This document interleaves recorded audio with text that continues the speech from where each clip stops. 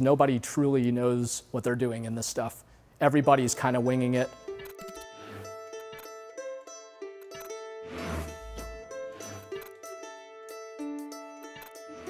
The co-founders, Amir and Gavin, basically one day dropped everything, moved from Los Angeles to the Bay Area. Specifically, Amir's dad's vacated home and started working on a game called Bastion.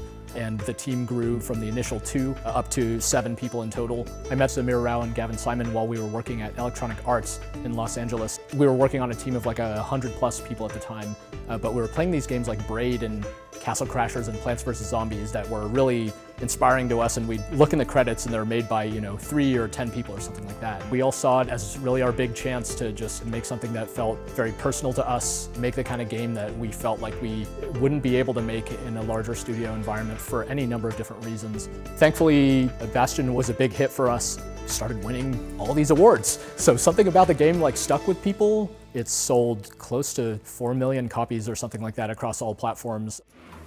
Coming off of the success of Bastion, the slow realization that we're going to be able to stay in business and make another game, it's like, well, what do we do now?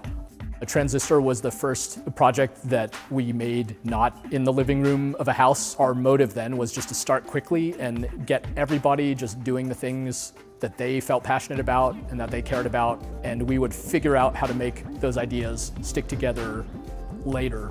Over here is Mr. Darren Korb, who's our audio director and composer. He is surrounded by cool stuff on his desk since he makes all of our music and sound effects. Back there is Gen Z, our art director, designs all the characters and 2D art environment artwork. And that's our next game. Yeah, our games feature her 2D hand-painted art style. It's been a big part of all our games.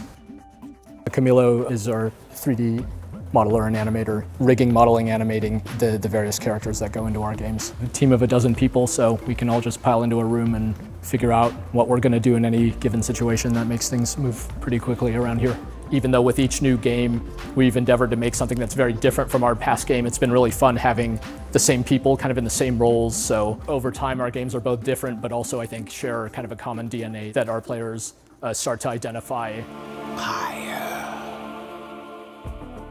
We got started on Pyre, our 3rd game, just a few months after Transistor launched back in 2014.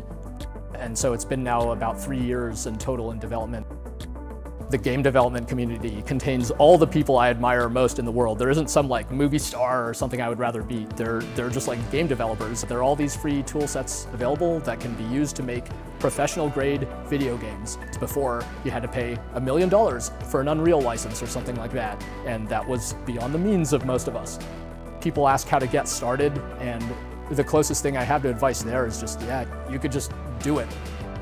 The more opportunities that are out there for people to make games in their own way, the better.